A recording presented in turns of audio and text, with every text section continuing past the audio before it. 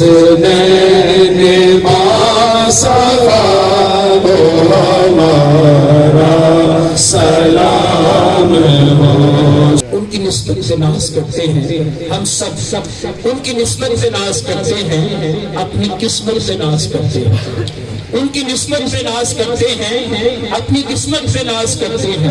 اور لوگ جن پہ بھی چاہے ناز کریں، لوگ جن پہ بھی چاہے ناز کریں، ہم تو مرشد پہ ناز کرتے ہیں۔ اور ریاض گوہر نے قلب جاری کیا، ریاض گوہر نے قلب جاری کیا، اس عنایت پہ ناز کرتے ہیں۔ سامعین گرامی قدر، بلا تمہید میں اس وقت دعوت خطاب دے رہا ہوں عالمی مرکزی امیر جناب حضرت علامہ مولانا سید احمد قادری صاحب کو۔ آپ کے نعروں کی گونج میں محبت برا نعرہ لگائیے، ہاتھوں کو اٹھا کے نعروں کا جواب دیجیے۔ نعرہ تکبیر، نعرہ رسالت، نعرہ رسالت، نعرہ حیدری، نعرہ حیدری، نعرہ غوثیہ، میرا شاہی میرا شاہی، میرا شاہی میرا شاہی، نعرہ حیدری، نعرہ غوثیہ، حسینیت، حسینیت، یزیدیت مردہ باد، یزیدیت مردہ باد۔ الحمدللہ وکفی، السلام علی عبادہ الذین اصطفی، خصوصاً علی سید الرسل و خاتم الانبیاء وعلی آلہ و اصحابہ کثیرا کثیرا، اما بعد، اعوذ باللہ من الشیطان الرجیم، بسم اللہ الرحمن الرحیم، قل لا اسألکم علیہ اجرا الا المودۃ فی القربى، صدق اللہ العظیم۔ الصلاۃ والسلام علیک یا رسول اللہ، الصلاۃ والسلام علیک یا حبیب اللہ، الصلاۃ والسلام علیک یا شفیع المذنبین، الصلاۃ والسلام علیک یا رحمت اللہ۔ اللہ تعالیٰ کی حمد و ثنا بارگاہ امام الانبیاء میں ہدیہ درود و سلام کے بعد آج کی یہ بابرکت روحانی محفل پاک سید الشہداء امام عالی مقام راکب دوش مصطفیٰ اور آپ کے رفقاء شہیدان کربلا کی بارگاہ میں نذرانہ عقیدت پیش کرنے کے لیے عالمی روحانی تحریک انجمن سرفروشان اسلام لاہور کے آستانہ بیانہ کا وزیر ہے، میں مبارکباد پیش کرتا ہوں امیر لاہور اور ان کی انتظامیہ، ان کے وہ رفقاء جو بظاہر تو سامنے نہیں ہیں لیکن اس محفل پاک میں دامے درہم قدم سخن بڑھ چڑھ کر حصہ لیا۔ اللہ تعالیٰ سب کو جزائے خیر عطا فرمائے۔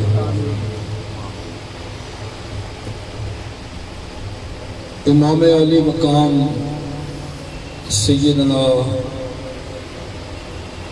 حسین رضی اللہ تعالیٰ عنہ کائنات کی وہ واحد ہستی ہیں کہ جن کی شہادت کی خبر ولادت کے ساتھ آئی۔ کائنات میں صرف ایک ہی ہستی ہے امام علی مقام، جن کی شہادت کی خبر ولادت کے ساتھ آئی، اور ان کا شمار اہل بیت اطہار کے ان نفوس قدسیہ میں ہے جن کے بارے میں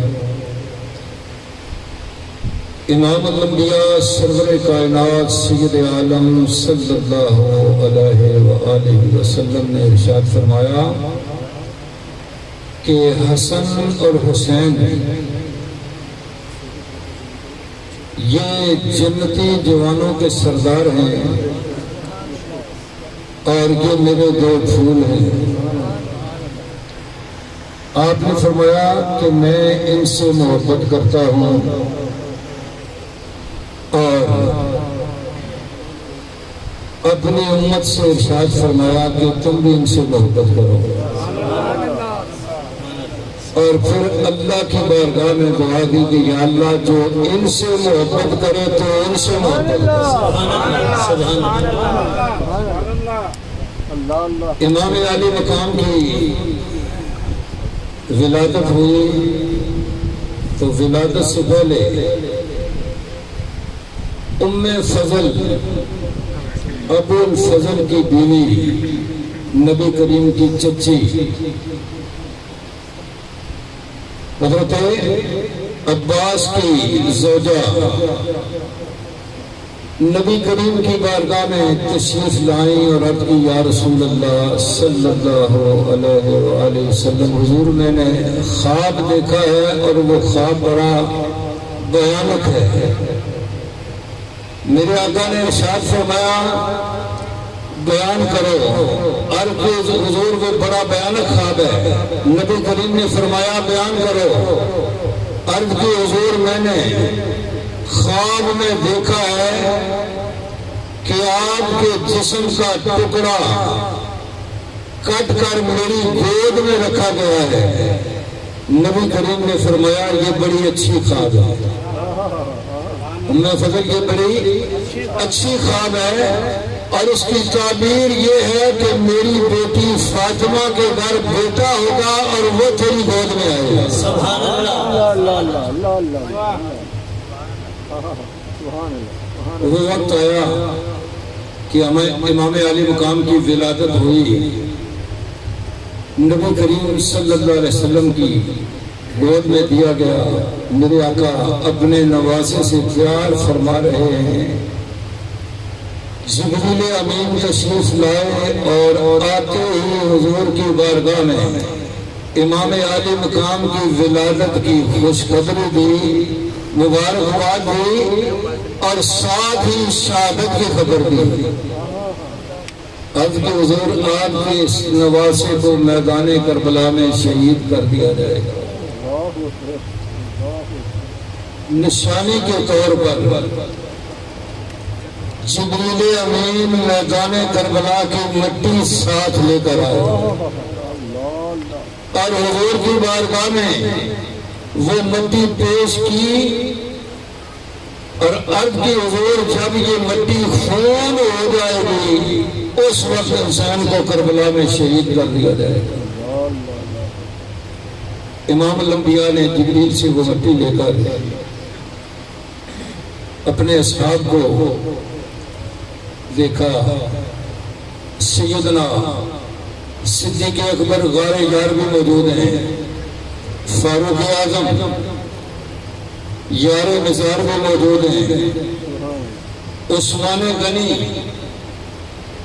ذوالنورین بھی موجود ہیں، مولا علی حیدر کرار کرم اللہ تعالی وطن کریم بھی موجود ہیں، سیدات النساء العالمین خاتون جنت بھی موجود ہیں، آل بیت اطہار بھی موجود ہیں، صحابہ کبار بھی موجود ہیں۔ سب کو دیکھنے کے بعد میرے آقا نے وہ مٹی ام سلمہ کو عطا فرمائی۔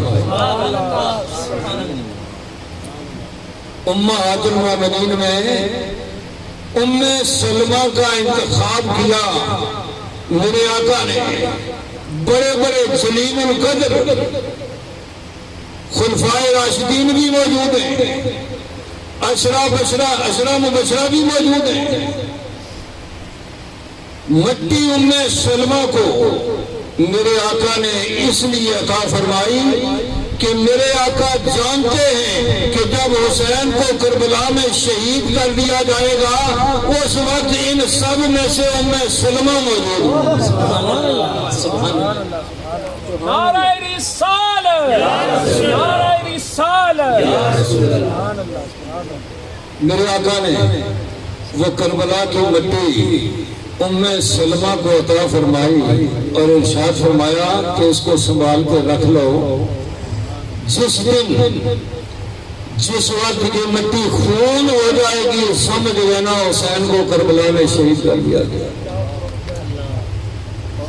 پھر محرم کی 10 تاریخ کو امام علی مقام کو جب میدان کربلا میں شہید کیا گیا تو ام سلمہ نے خواب میں دیکھا کہ امام الانبیاء سرور کائنات سید عالم صلی اللہ علیہ وسلم کی ریش مبارک پہ گرد پڑی ہوئی ہے، آپ بھی زلفیں مبارک گرد سے ہٹی ہیں۔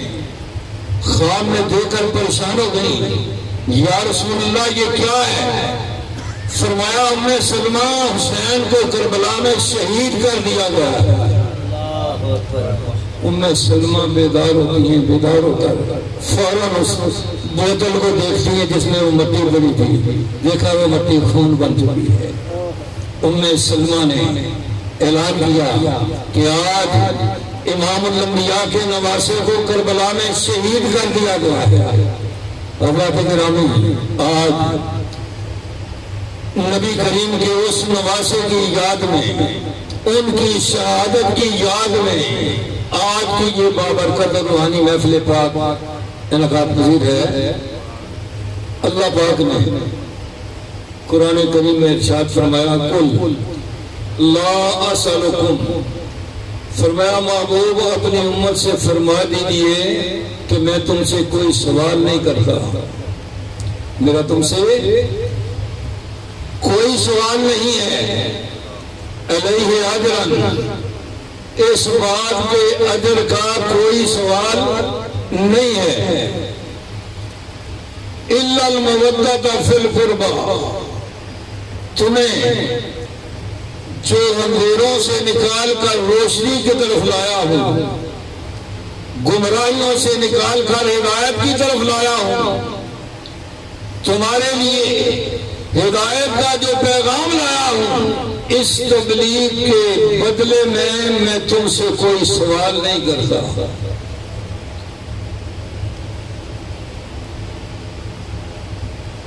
ایک تو یہ بات پتہ چلی ہے کہ اللہ کے لیے جو لوگ نکلتے ہیں وہ اس کی اجر کی لالچ نہیں رکھتے، جو کام اللہ کے لیے ہوتا ہے اس کا اجر ہوتا نہیں ہے۔ یہ ویسے ذاتی طور پہ اپنی حیثیت میں جو کچھ بھی ہم خدمت کرتے ہیں یہ اجر میں نہیں آتی۔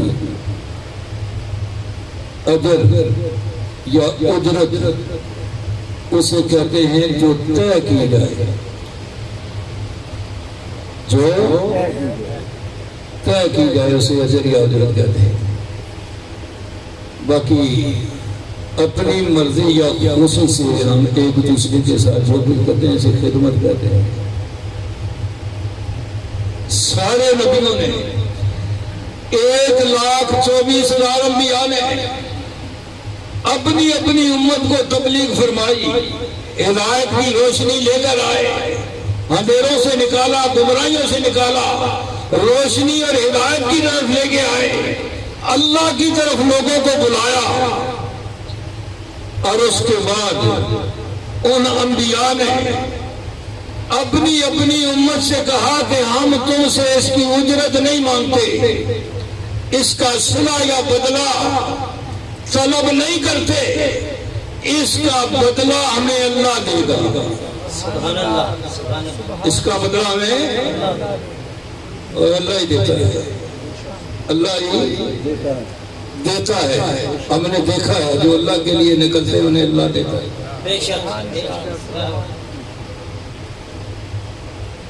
سارے انبیاء نے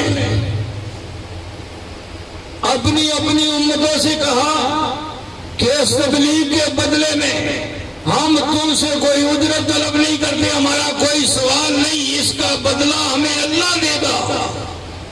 فقط امام الانبیاء نے اپنی امت سے بدلہ طلب کیا.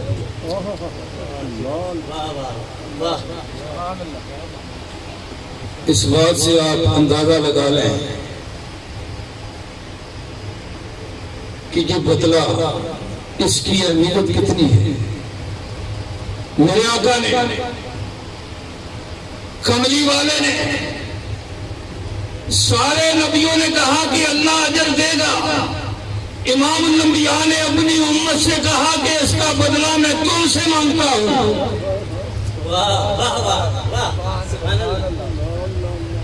اس کی اہمیت کا اندازہ لگاؤ کہ بدلہ کیا ہوگا اور اس کی اہمیت کیا ہوگی.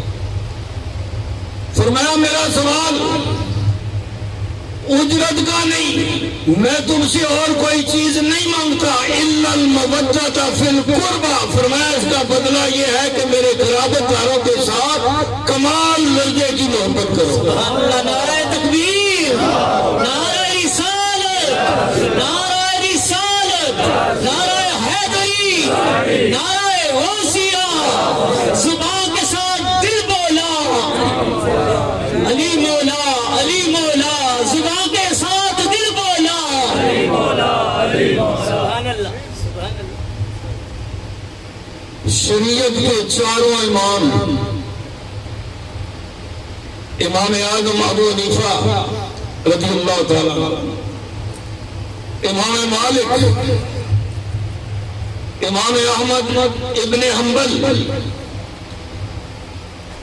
چاروں، امام شافعی، چاروں امام اپنے اپنے دور میں اہل بیت اطہار کی محبت کا درس دیتے رہے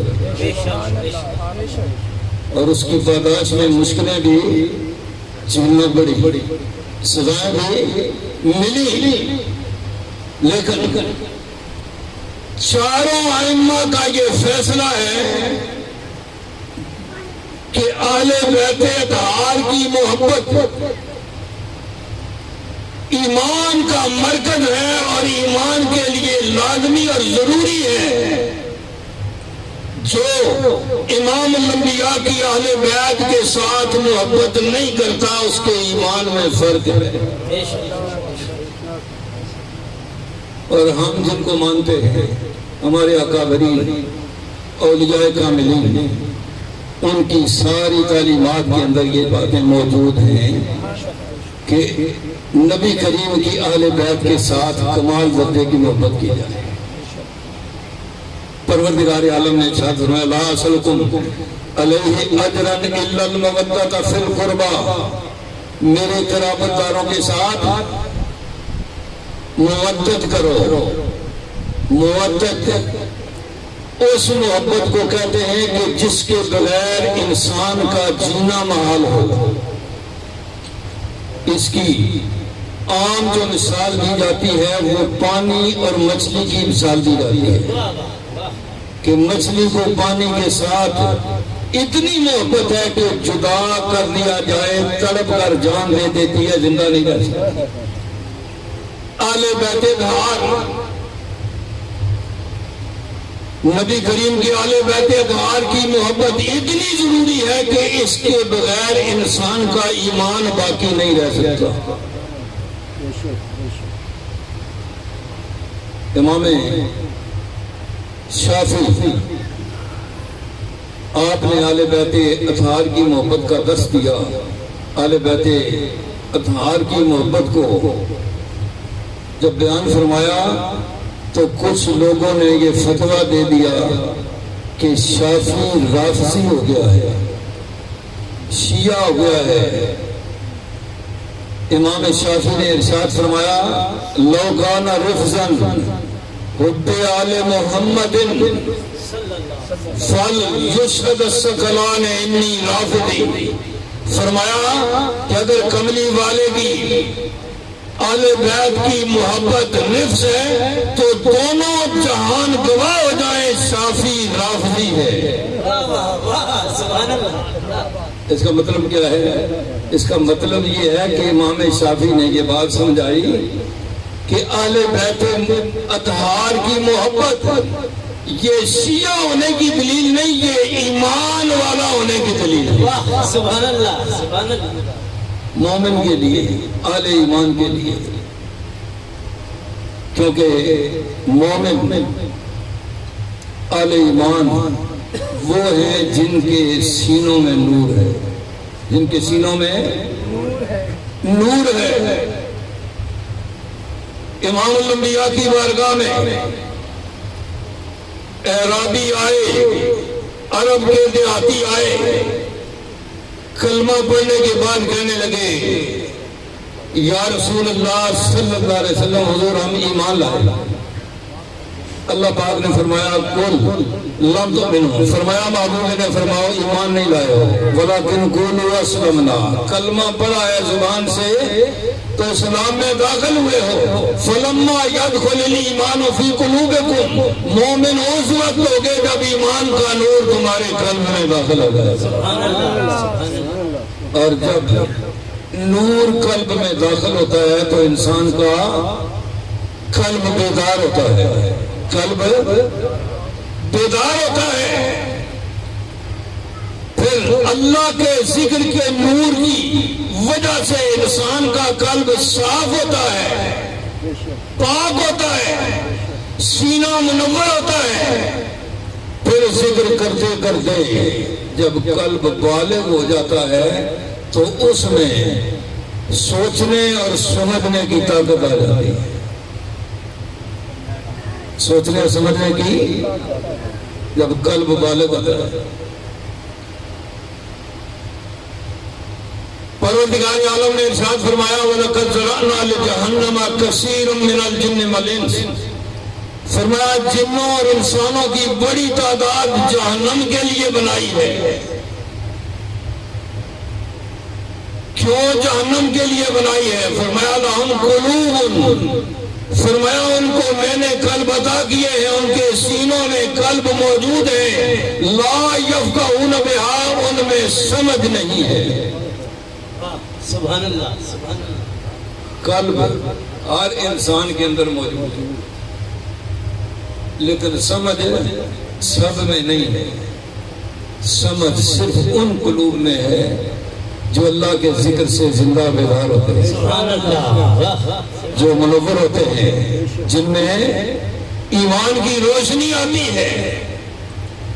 اور جب قلب منور ہوتے ہیں ان میں نور آتا ہے، سینے روشن ہوتے ہیں، قلب میں سمجھ آتی ہے. پھر پتہ پڑتا ہے کہ اہل بیت اطہار کی محبت کیا تھی. سبحان اللہ سبحان اللہ. اس سے پہلے نہیں سمجھ آتی. زبانی غلامی بہت سارے لوگ ہیں اہل بیت کی محبت کے دعوے دار، نعرے لگانے والے. آج کل تو یہ اتنا مشکل مسئلہ نہیں ہے، سوشل میڈیا پہ ساری چیزیں موجود ہیں، آپ دیکھ لیں. خالی پیلی نعرے لگانے والے کون ہیں؟ اہل بیت اطہار کے نقش قدم پہ چلنے والے کون ہیں؟ سبحان اللہ. اہل بیت اطہار کی میراث کن لوگوں کے پاس ہے؟ اور کون صرف زبانی محبت کے دعوے دیادار ہیں؟ یہ ساری چیزیں اوپن ہو چکی ہیں، ہر جگہ آپ کو مل سکتی. تو حضرات محترم، اللہ پاک نے یہ جو امام شافعی نے فرمایا نا کہ اہل بیت اطہار کی محبت ایمان کے لیے لازمی ہے، بلکہ آپ نے فرمایا کہ اہل بیت اطہار کی محبت ایمان والوں کے لیے فرض ہے. سبحان اللہ سبحان اللہ. ایمان والوں کے لیے فرض ہے، اس لیے کہ یہ اللہ کا حکم ہے. اور اللہ کا جو حکم ہوتا ہے وہ اہل ایمان کے لیے فرض کا درجہ رکھتا ہے یا واجب کا درجہ رکھتا ہے. اس لیے میرے امام نے فرمایا کہ فرض ہے. اور یہ امام، یہ جو شریعت کے امام ہیں، ان میں چاند فروئی مثال جو مسائل ہیں ان میں اختلاف ہے، عقیدے کا اختلاف نہیں ہے. شریعت کے چاروں اماموں میں عقیدے کا اختلاف نہیں ہے.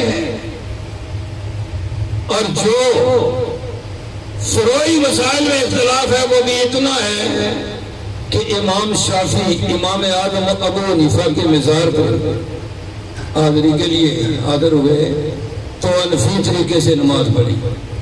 واہ واہ واہ سبحان اللہ۔ آپ کے ساتھ جو دوست تھے، شاگرد تھے، ماننے والے تھے، انہوں نے عرض کی کہ امام آپ تو اپنی فکر رکھتے ہیں اور یہاں کے حنفی طریقے سے نماز پڑھی۔ فرمایا اتنے بڑے امام کے پاس آ کر میں اپنے طریقے سے نماز پڑھوں مجھے حیا آتی ہے۔ واہ سبحان اللہ سبحان اللہ۔ ان کا تعلق آپس میں ایسا ہے، اور آج تو آل بیت اطہار اور نبی کریم کے اصحاب کو ایسے پیش کیا جا رہا ہے جیسے کہ جدی پشتی ان کی دشمنی چلی آ رہی ہے۔ استغفر اللہ۔ حالانکہ تینوں خلفائے راشدین کے دور میں جناب حیدر کرار مولا علی ان کے مشیر اعلیٰ رہے۔ اپنے مخالف کو کوئی مشیر تو نہیں بناتا تھا، اپنے مخالف کو کوئی مشیر تو نہیں بناتا، ایک دوسرے سے محبت کرتے۔ جو فروعی اختلاف ہوتے ہیں وہ ایک گھر میں دو بھائیوں کے درمیان بھی ہو جاتے ہیں، وقتی ہوتے ہیں، وہ دشمنی نہیں ہوتی، وہ نسلوں تک نہیں چلتے۔ امام علی مقام سیدنا حسین رضی اللہ تعالیٰ عنہ مولا علی کے دوسرے صاحبزادے، مولا علی کے دوسرے صاحبزادے جناب حیدر کرار مولا علی نے 9 شادیاں کی۔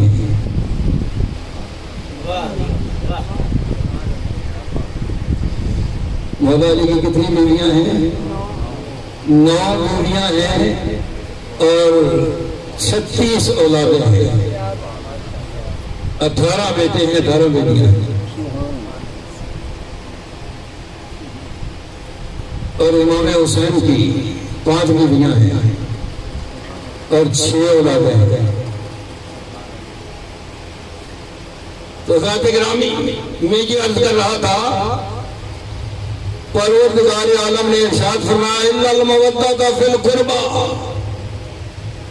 فرمایا امام الانبیاء نے کہ میرے قرابت داروں کے ساتھ کمال درجے کی محبت کرو۔ یہ جو لفظ استعمال ہوا نا قرابت دار فی القربى، یہ اس لیے ہے کہ اس میں بہت سارے اور لوگ بھی آ جاتے ہیں۔ یہ قرب سے ہے، جتنا کوئی کسی کے قریب ہوتا ہے۔ میرے آقا کے قرب میں سب سے پہلے اہل بیت اطہار آتے ہیں، کیونکہ روحانی قرب بھی ہے اور خونی قرب بھی ہے۔ سبحان اللہ۔ روحانی قرب بھی ہے اور جسمانی قرب بھی، خونی رشتہ دار دونوں طرف سے۔ اس کے علاوہ جو بھی میرے آقا کے قریب آتا گیا وہ اپنے درجے پر آتا گیا۔ اور وہ ہستیاں ایسی ہیں جن کے ساتھ مردہ قلوب والے آج بھی بغض رکھتے ہیں، میرے آقا نے ان کو قیامت تک اپنا قرب عطا فرمایا ہے۔ سبحان اللہ سبحان اللہ۔ یہ بھی قرب ہے، یہ بھی قرب ہے۔ گنبد خضرا کے اندر سیدنا صدیق اکبر، سیدنا فاروق اعظم، میرے آقا نے ایسا قرب عطا فرمایا ہے کہ جو بھی کملی والے کی بارگاہ میں درود و سلام کے نذرانے لے کر پیش ہوتا ہے وہ ان دونوں کی بارگاہ میں بھی سلام کے نذرانے پیش کرتا ہے۔ سبحان اللہ سبحان اللہ واہ واہ سبحان اللہ۔ اور ایک قرب امام الانبیاء نے سلمان فارسی کو عطا فرمایا۔ سلمان فارسی فارس سے آئے، آباء و اجداد آتش پرست ہیں، آگ کی پوجا کرنے والے. آپ کو اللہ نے جس کو ہدایت دیتا ہے اللہ، آپ کو یہ پسند نہیں تھا آگ کی پوجا کرنا. گھر بار چھوڑ کر گھر سے نکلے حق کی تلاش میں، حقیقت کی تلاش میں، گھومتے ہوئے غلامی کی زندگی گزارتے ہوئے میرے آقا کے قرب میں پہنچے. نبی کریم نے ایسا قرب عطا فرمایا کہ حضور نے سلمان فارسی کی وہ قیمت ادا کی کو جو کوئی بھی ادا نہیں کر سکتا. جناب سلمان فارسی یہودی کے باغ میں مالی کا کام کرتے تھے. نبی کریم کی خبر پہنچی، میرے آقا کی بارگاہ میں حاضر ہوئے. مالک کو پتہ چل گیا. اس نے کہا، مالک نے کہا ایک سونے کی حد بتائی کہ اتنا سونا لے کے آؤ. اسے پتا تھا غلام ہے، کہاں سے سونا لے کے آئے گا، کون سونا دے گا اس کو، یہ تو پہلے ہی غلام ہے. اور 300 پودے فرمایا کھجوروں کے میں لگاؤں، پنیری وہ بڑے ہو جائیں، ان کے ساتھ پھل لگ جائے، پک جائے، تیار ہو جائیں، پھر تمہیں آزاد کروں گا. 100 سال کے بعد کھجور کے ساتھ پھل لگتا ہے. اس کا مقصد یہ تھا کہ نہ یہ کام ہوگا نہ آزاد کروں گا. جناب سلمان فارسی نبی کریم کی بارگاہ میں حاضر ہوئے. عرض کی حضور مالک نے یہ شرط لگائی ہے آزادی کی. نبی کریم نے فرمایا بلاؤ، مالک کو بلاؤ. میرے آقا نے اس کی ڈیمانڈ کے مطابق سونا جمع کیا اور اس یہودی کے پاس جا کر فرمایا بتاؤ کہاں پہ پودے لگانے، پودے لے کر آؤ. وہ 300 پودے لے کر آیا. نبی کریم نے سونا بھی دیا اور 300 پودے لگائے. اور وہ پودے اتنی جلدی بڑے ہوئے کہ ایک پودا ہفتے میں جتنا بڑا ہوتا ہے وہ ایک دن میں اتنے بڑے ہوتا ہے. دوسرا پودا مہینے میں جتنا بڑا ہوتا ہے وہ ایک ہفتے میں بڑے ہو جاتے ہیں. چند دنوں میں وہ پودے تیار ہو گئے، کھجوریں لگ گئی، پک کر تیار ہو گئے. حضور نے فرمایا آؤ، بلاؤ. اس کو بلایا گیا، فرمایا دیکھ لے، چیک کر لیا. جب اس نے چیک کیا تو 3 پودے اتنے ہی تھے. 297 پودے مکمل تھے، 3 پودے اتنے ہی تھے. میرے آقا نے ارشاد فرمایا یہ پودے کس نے لگائے ہیں؟ صدیق اکبر نے عرض کی یا رسول اللہ یہ تھوڑے ٹیڑھے ہو گئے تھے، میں نے نکال کر دوبارہ لگائے ہیں. حضور نے فرمایا ایسی نہیں. تو جب صدیق اکبر جیسی ہستی امام الانبیاء کے برابری نہیں کر سکتی تو کائنات میں کون ہے جو کملی والے کے برابر ہوگا؟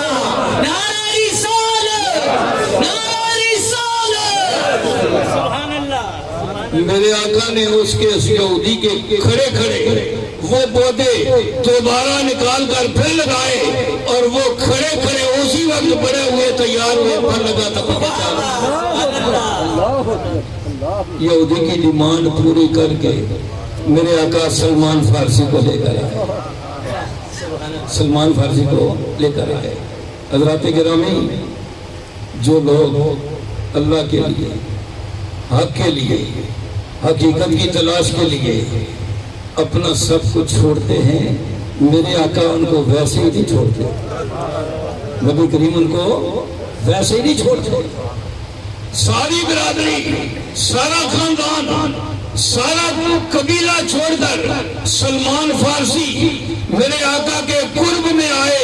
نبی کریم نے ایسا قرب عطا کیا کہ ارشاد فرمایا سلمان و اہل بیت ہی، فرمایا یہ میری اہل بیت. سبحان اللہ. سیدی مرشدی یا نبی یا نبی، غلام ہے، غلام ہے، رسول کے غلام ہے، غلامی رسول میں موت بھی قبول ہے، تو ہو نہ عشق مصطفیٰ زندگی فضول ہے.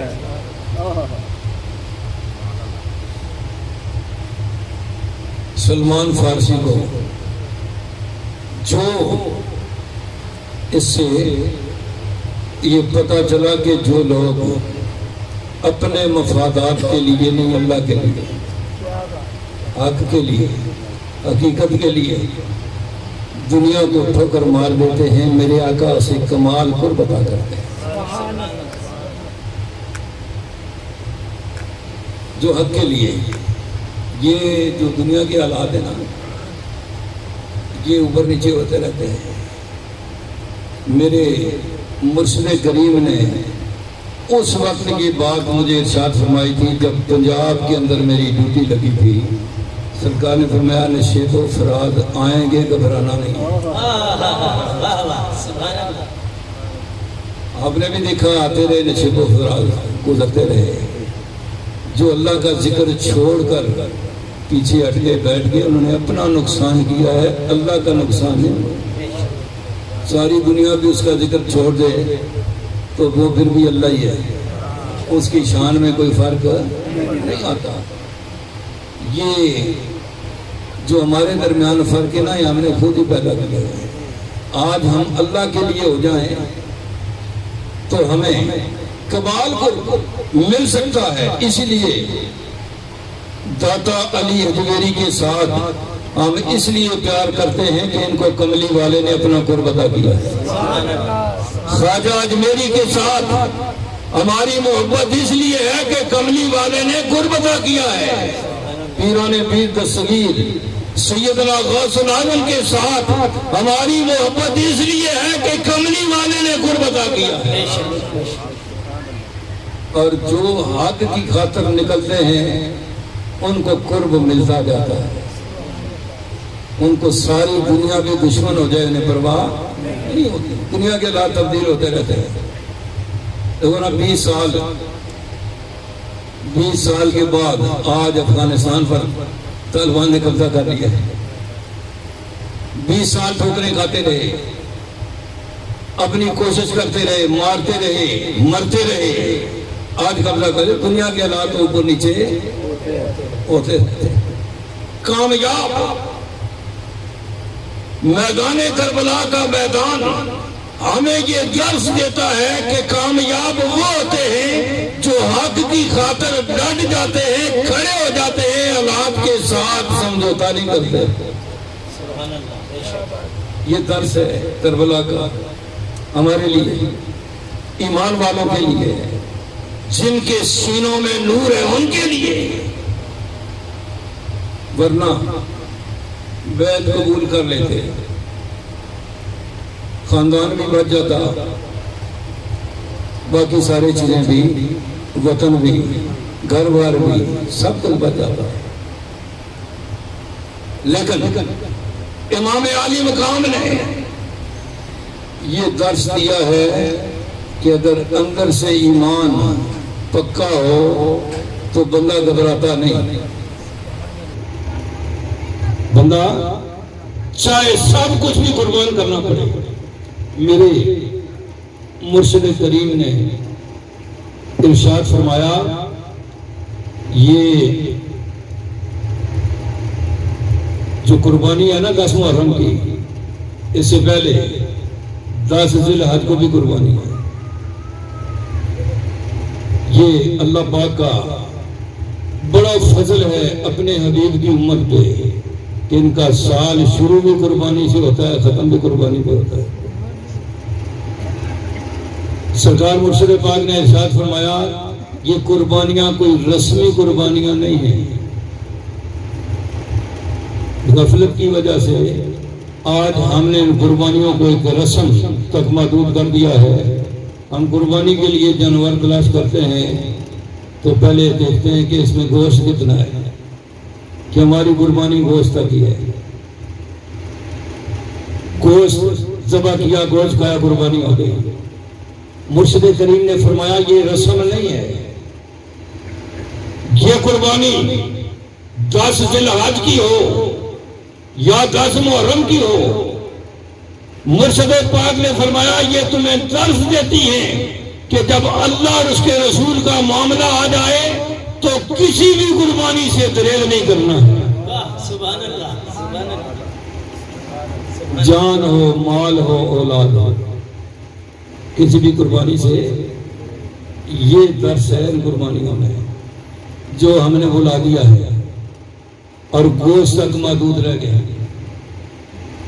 اللہ محترم اللہ پاک نے ان کو اتنی عظمتیں، اتنی فضیلتیں، اتنی قوتیں، اتنی طاقتیں عطا فرمائی ہیں کہ میدان کربلا میں یہ 27 رجب کو امام عالی مقام میدان کربلا کے لیے روانہ ہوئے مدینے سے مکے، اور 8 ذی الحج کو جب حج شروع ہوتا ہے مکے سے روانہ ہوئے، 2 محرم کو کربلا میں پہنچے. 2 محرم سے لے کے 10 محرم تک میدان کربلا میں رہے. یزید کی طرف سے بیعت کا مطالبہ تھا کہ بیعت کر لیں. عمر ابن سعد، شمر ذی الجوشن، خولی اور جتنے یزیدی تھے ان کو حکم یہ تھا کہ یا حسین کی بیعت لے کر آؤ یا حسین کا سر لے کر آؤ. میرے امام نے سر دینا گوارا کیا، یزید کے ہاتھ میں ہاتھ نہیں دیا، اس لیے کہ میرے امام جانتے ہیں شروع سے لے کے ازل سے اہل ایمان کا یہ طریقہ رہا ہے کہ بیعت اس کی جاتی ہے جو بیعت کے اہل ہو، جس میں وہ صلاحیت ہو، وہ قابلیت ہو، جو اللہ اور اس کے حبیب کے احکام کی پابندی کرے بھی اور کرائے بھی.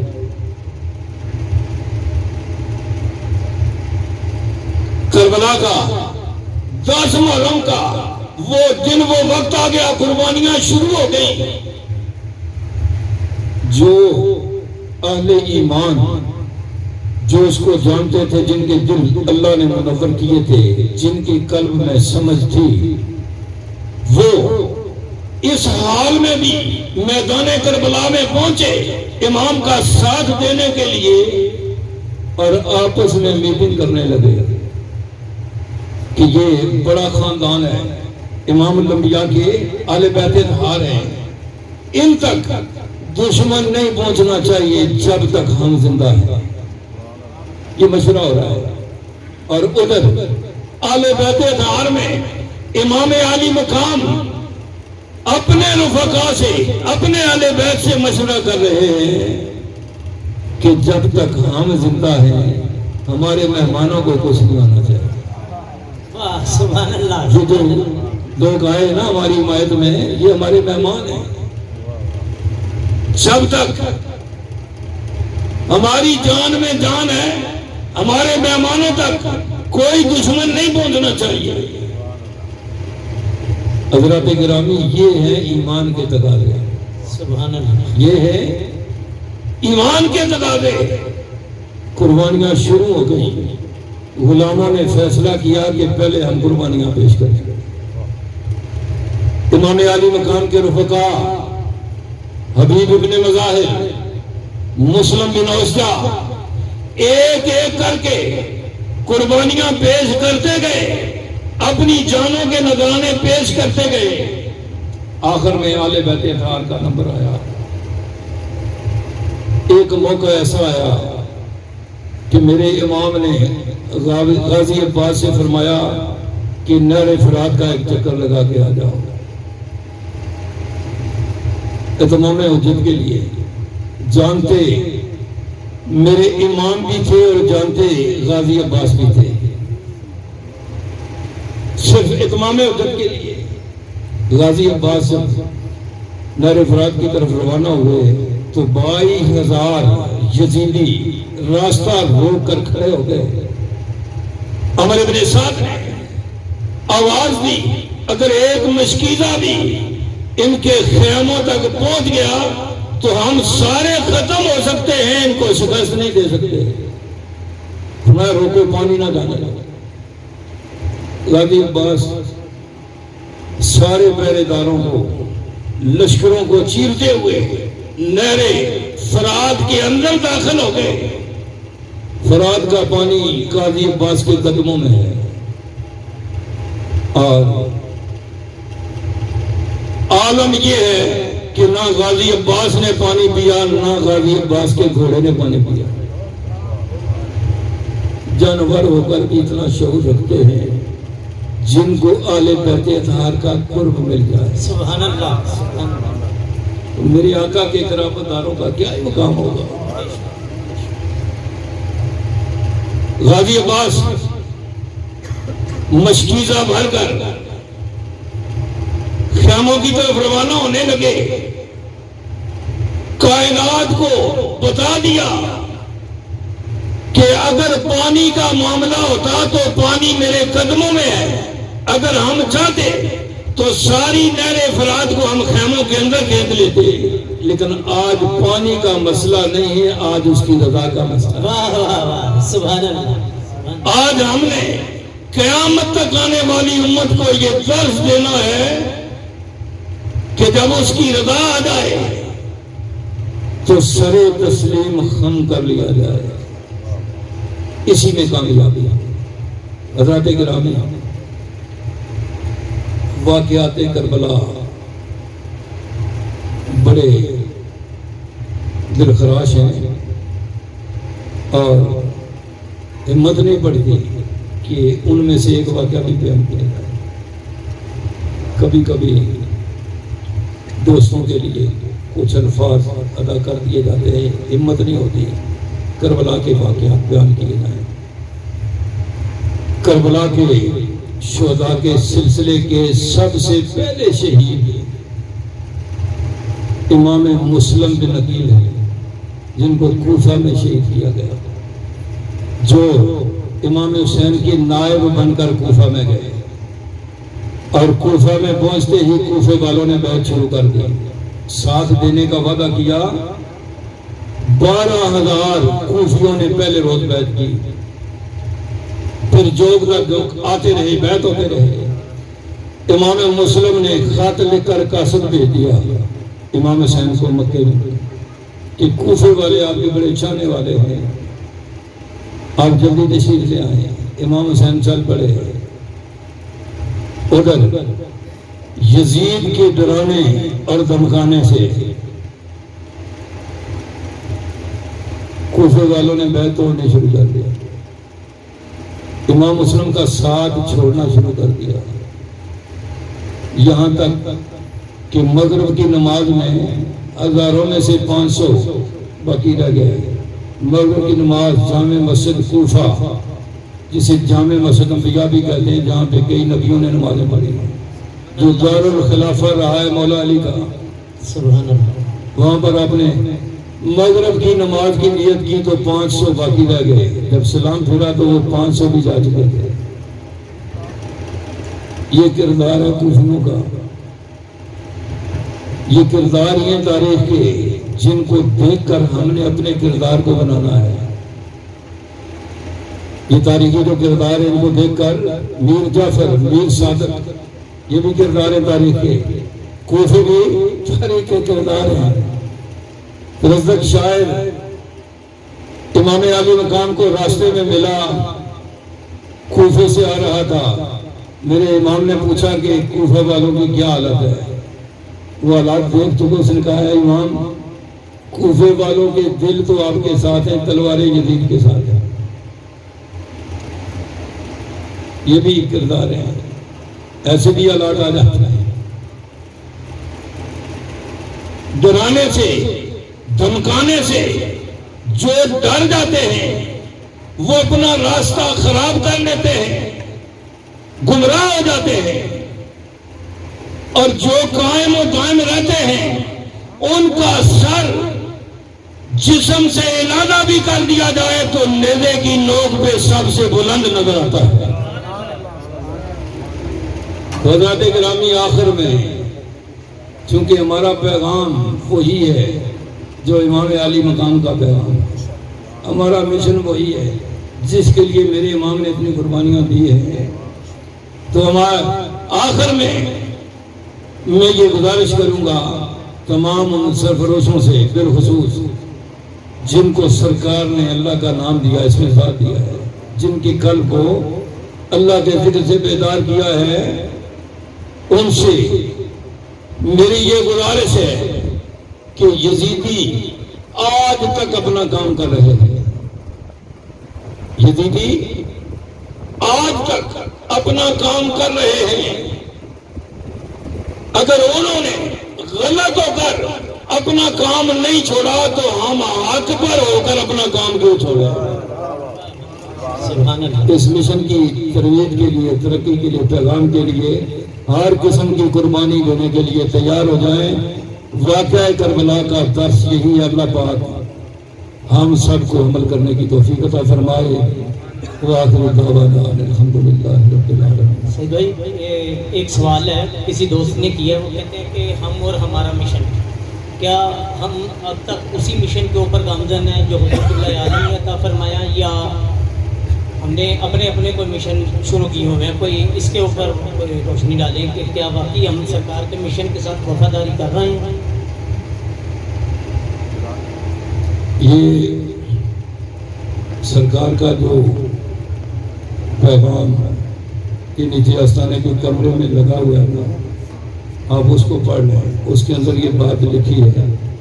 سرکار نے فرمایا کہ اپنے اپنے نظریات کو پروموٹ نہ کریں، اپنے اپنے خیال اور نظریات کو. فرمایا جو صحیح سچے عقائد اور نظریات ہیں ان کے اوپر کاربند ہوتے ہوئے اس مشن کی ترقی اور ترویج کے لیے کام کریں.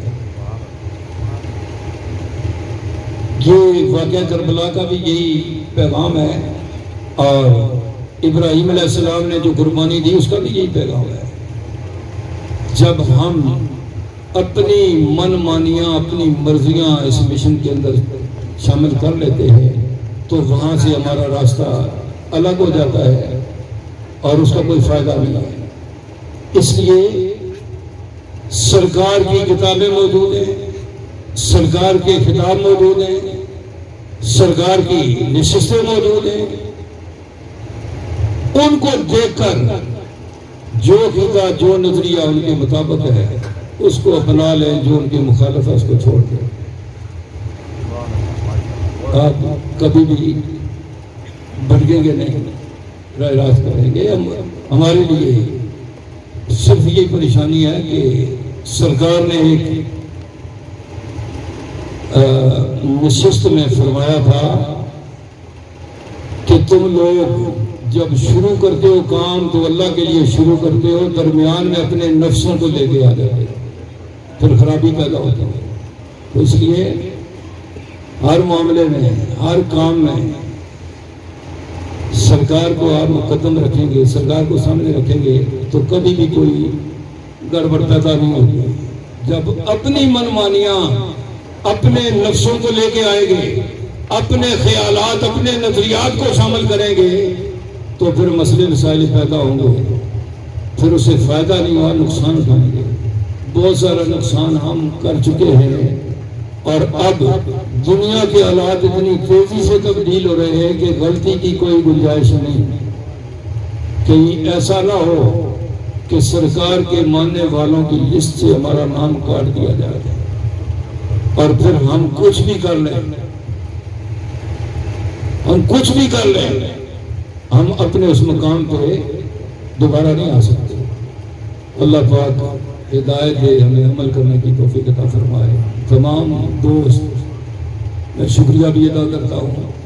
اتنی دیر آپ نے بیٹھ کر مجھے سنا ہے. میری گزارش یہ ہے کہ ہر معاملے میں سرکار کی ذات کو مقدم رکھیں، سرکار کے فرمودات کو مقدم رکھیں. کبھی بھی کوئی مشکل آپ کے سامنے کھڑی ہو نہیں ہو سکے گی. اللہ پاک عمل کرنے کی توفیق عطا فرمائے. آج کی اس محفل میں جب نئے دوست ہیں جو ذکر قلب کا عزم لینا چاہیں تو ہم ایک مرتبہ گزارش کریں گے حضرت علامہ مولانا سید احمد قادری صاحب سے کہ نئے دوستوں کو ذکر قلب کا عزم عطا فرمائیں. جو احباب نئے تشریف لائے ہیں اور وہ چاہتے ہیں کہ ان کا دل اللہ کا ذکر کرے، ان کو طریقہ ہم بتا دیتے ہیں. اپنی جگہ پہ بیٹھے ہوئے توجہ اپنے دل کی طرف کرنا ہے، سینے میں بائیں طرف اللہ کا نام، اس میں ذات اللہ دل کے اوپر نقش کرتے ہوئے دل ہی دل میں پڑھیں. اللہ اللہ اللہ اللہ اللہ اللہ اللہ اللہ اللہ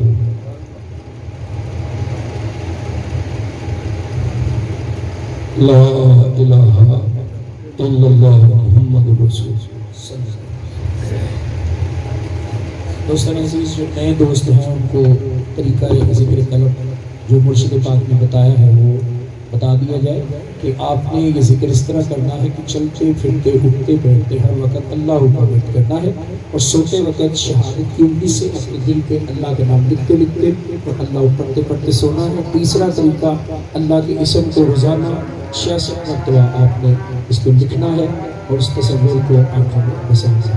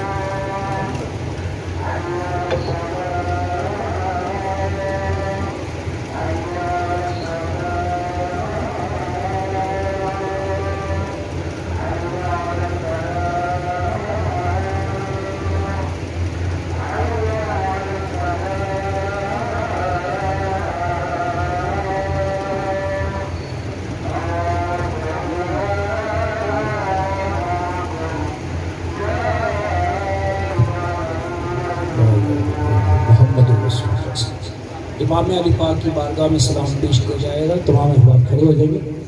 سلطان کربلا کو ہمارا سلام، سلطان کربلا کو ہمارا سلام، جانان مصطفیٰ کو ہمارا سلام، سر دے دیا مگر نہ دیا ہاتھ غیر کو، سر دے دیا مگر نہ دیا ہاتھ غیر کو، حسنین باصفا کو ہمارا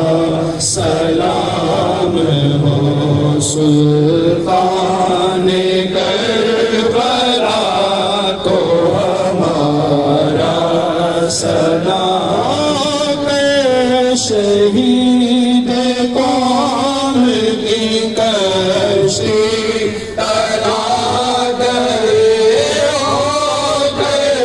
شہید قوم کی کشتی تلا گئے،